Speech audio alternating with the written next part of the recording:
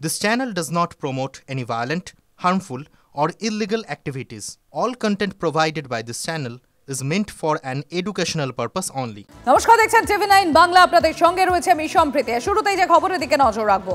ভারতীয় সেনার বিক্রমে পাক এয়ারবেস আইসিইউতে চলে গিয়েছে। পাকিস্তান সন্ত্রাসবাদকে রাষ্ট্রীয় নীতির হাতিয়ার হিসেবে ব্যবহার করছে। পাকিস্তানের যুব সমাজের উচিত দেশকে সন্ত্রাসবাদের রোগ থেকে মুক্ত করতে এগিয়ে আসা। শান্তিপূর্ণভাবে থাকুন, রুটি খাও, না হলে আমার গুলি তো আছেই। পাকিস্তানকে কড়া হুঁশিয়ারি প্রধানমন্ত্রী। पाकिस्तान के हमले का जवाब हमने इतनी ताकत से दिया कि उनके सारे एयरबेस आज भी आईसीयू में पड़े हैं, पाकिस्तान शरणागति के लिए मजबूर हो गया। ये हमारी सेना का सटीक ऑपरेशन था। कुछ ही घंटों में पाकिस्तान ने सफेद झंडा फहराना शुरू कर दिया। पाकिस्तान के नागरिकों, खास करके वहां के बच्चे, ये मोदी की बात कान खोल करके सुन लो। ये आपकी सरकार और आपकी सेना आतंकवाद को समर्थन दे रही है।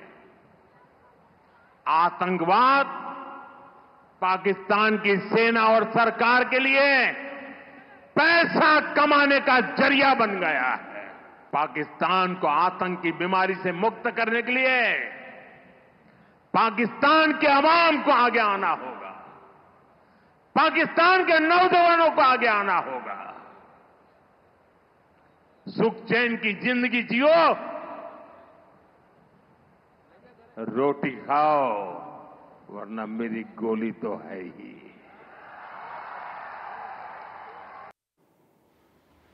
আবার হাসির খোরাক পাকিস্তান। শাহবাজকে সেনা প্রধানের গিফট নিয়ে নতুন বিতর্ক। পাকিস্তানি ক্ষমতা দেখাতে গিয়ে চীনা ছবি ডাউনলোড, চীনা মহড়ার পুরনো ছবি উপহার শাহবাজকে। ইন্টারনেটে পাকিস্তানকে নিয়ে হাসাহাসি, আর এর আগেও ভিডিও গেমের ছবি জুড়েছিল পাক সেনা। রুশ S-400 এর ছবিও দেখেছিল পাক সরকার, অথচ পাকিস্তানের S-400 নেই, আছে ভারতের কাছে।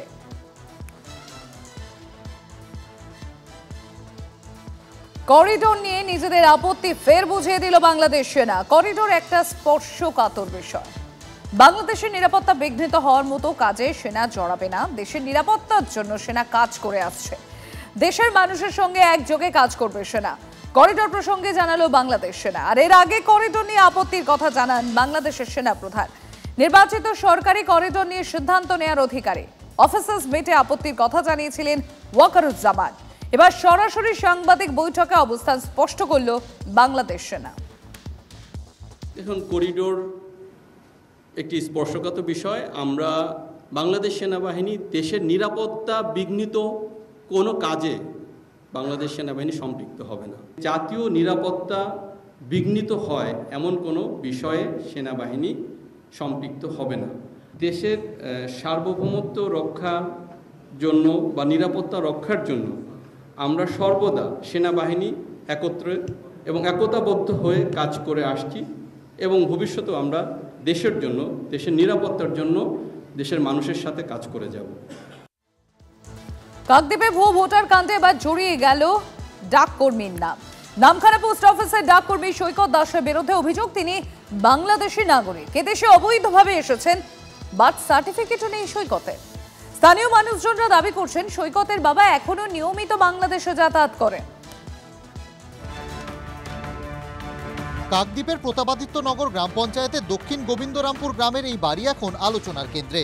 এই বাড়ির 32 বছরের ছেলে সৈকত দাস নামখানা পোস্ট অফিসের কর্মী, কিন্তু ভুয়ো ভোটার কাণ্ডে তার নাম উঠে এসেছে। অভিযোগ 32 বছরের সৈকত নাকি বাংলাদেশের বাসিন্দা, ভারতের অবৈধ অনুপ্রবেশকারী। ভারতের ভোটার লিস্টে আগে নাম উঠেছে সৈকতের, তারপর ওঠে তার মা রেভারানী দাসের নাম। কিন্তু এটা কিভাবে সম্ভব? স্থানীয়রা বলছেন এই পরিবার বাংলাদেশ থেকে এসেছে। ওরা কোথা থেকে এসেছে? ওরা বাংলাদেশের লোক। তাহলে ভোটার তালিকায় নাম তুললো কি করে? কি করে হলো বাবা, তারা যারা ভোট করে তারা জানে, আমরা কি জানবো।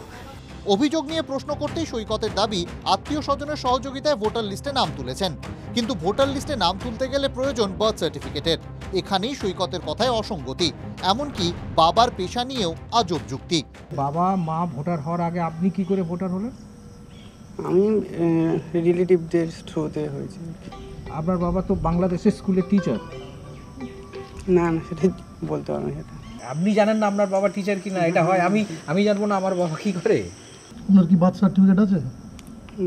না, বার্থ সার্টিফিকেট করা নেই। বার্থ সার্টিফিকেট করা আপনার বার্থ সার্টিফিকেট নেই, আপনার বাবা ভোটার নন, ভোটার আপনি মা ভোটার ছিলেন না। না, তখন তারা অতটা ওগুলো নিয়ে গুরুত্ব দেয়নি, ওই জন্য করেনি। সৈকত আমতা আমতা করলেও তার মা বলছেন তারা একসময় বাংলাদেশেই থাকতেন। এলাকায় শুধু তারাই নয়, আছে আরো অনেকেই। তাড়াতাড়ি হয়ে এখান থেকে এসেছি, আমি তো হালে আসিনি বাংলাদেশ থেকে, সেরকম তো হাজারও আছে, তা আমাদের নামে হচ্ছে কেন? সৈকতের বাবা বাড়ির ভেতর থেকে বাইরে আসতে চাননি। অভিযোগ, তিনি এখনো নিয়মিত বাংলাদেশে যাতায়াত করেন, সেখানে কোনো স্কুলে পড়ান। শহরে বেশি দিন আসেনি, ওখানে কাজ করতো বাংলাদেশ। এই ক বছর আগে ঘরে আসছে। শিক্ষক ছিল? হ্যাঁ, শিক্ষক ছিল বাংলাদেশে, মাস্টারি করতো। বিষয়টি তদন্ত সাপেক্ষ। সৈকত দাস ও তার পরিবার অনুপ্রবেশকারী কিনা সেটা তদন্তই প্রমাণ করতে পারে। তবে কাকদ্বীপের বিধায়ক মন্টুরাম পাখিরা বিস্ফোরক অভিযোগ করেছিলেন বাংলাদেশিরা অবৈধভাবে ভারতে এসে ভোটার লিস্টে নাম তুলছে, টাকার বিনিময়ে কাজ হচ্ছে। বিধায়কের অভিযোগের পরই হইচই পড়ে যায়। এবার এফআইআর দায়ের করে শুরু হলো তদন্ত। 3 সরকারি আধিকারিকের বিরুদ্ধে দায়ের হয়েছে এফআইআর। হারুট পয়েন্ট কোস্টাল থানায় এফআইআর কাকদ্বীপের মহকুমা শাসকের। এফআইআর হয়েছে কাকদ্বীপ এসডিও অফিসের অ্যাসিস্ট্যান্ট সিস্টেম ম্যানেজার, নামখানা ব্লকের সমবায় অধিকর্তা তথা নির্বাচনী অফিসার ইনচার্জ ও নামখানা ব্লকের অফিসের নির্বাচনী ক্লার্কের বিরুদ্ধে। রোহিঙ্গা মুসলমানদের নাম তুলিয়েছে এখানকার প্রশাসন, আইপ্যাক, তৃণমূলের ভোট করানোর জন্য। ঢুকলোটা কি করে, এর জবাব তো কেন্দ্রীয় স্বরাষ্ট্র মন্ত্রককে দিতে হবে। এদিকে নদিয়ার ভারত বাংলাদেশ সীমান্ত থেকে 10 বাংলাদেশকে গ্রেফতার করল ধানতলা থানার পুলিশ। পুলিশ সূত্রে খবর, 1 বছর আগে এপারের দালালদের হাত ধরে বাংলাদেশ থেকে ভারতে আসে এই অনুপ্রবেশকারীরা। বাংলা থেকে গুজরাট চলে যায় কাজ করতে। পেহেলগাঁও কাণ্ডের পর ধরপাকড় শুরু হতেই বাংলাদেশ ফেরার চেষ্টা করছিল এরা, তখনই গ্রেফতার পুলিশের হাতে। Bureau report, TV9 Bangla.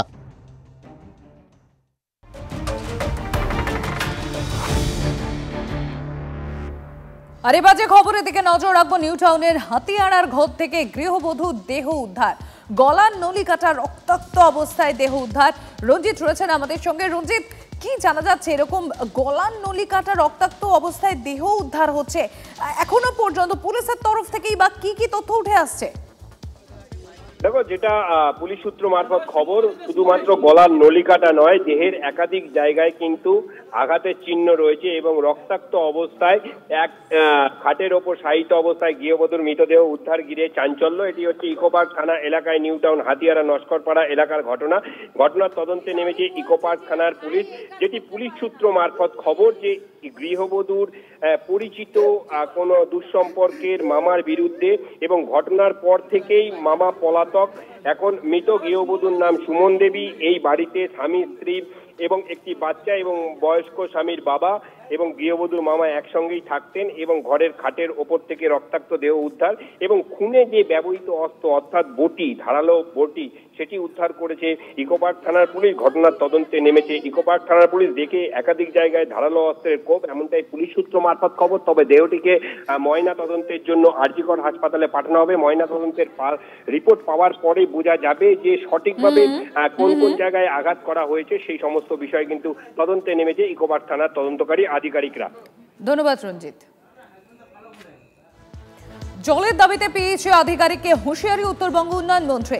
Dinhata 2 নম্বর ব্লকের বামুনহাট গ্রাম পঞ্চায়েতের দুর্গানগর এলাকায় জনসংযোগ কর্মসূচিতে গিয়ে মন্ত্রী উদয়ন এলাকাবাসীর কাছে জল নিয়ে একাধিক অভিযোগের সম্মুখীন হন। এলাকাবাসীদের অভিযোগ ছিল জলের পাইপ বসেছে, অথচ বেশ কিছু এলাকা এখনো নিয়মিত পানীয় জল পরিষেবা থেকে বিচ্ছিন্ন। সাথে যে সমস্ত এলাকায় জল আসে সেখানেও ঘোলা জলই আসে, যেটা পানের অযোগ্য। আর এই অভিযোগ পেয়ে ক্ষিপ্ত মন্ত্রী ফোন করে পিএইচই আধিকারিককে ধমক দেন। কাজ না হলে দফতরে গিয়ে ধর্ণা দেওয়ারও হুঁশিয়ারি দেন মন্ত্রী। বসে গেছে, জল আসে না, যেখানে জল আসে সেখানে ঘোলা জল আসে। এগুলো কি হচ্ছে? এগুলো আপনি একবার লোক নিজে এসে দেখুন, নাহলে লোক পাঠান, আর যেখানে যেখানে পাইপ বসেছে কত তাড়াতাড়ি জলটা দেওয়া যায় তার বন্দোবস্ত করুন।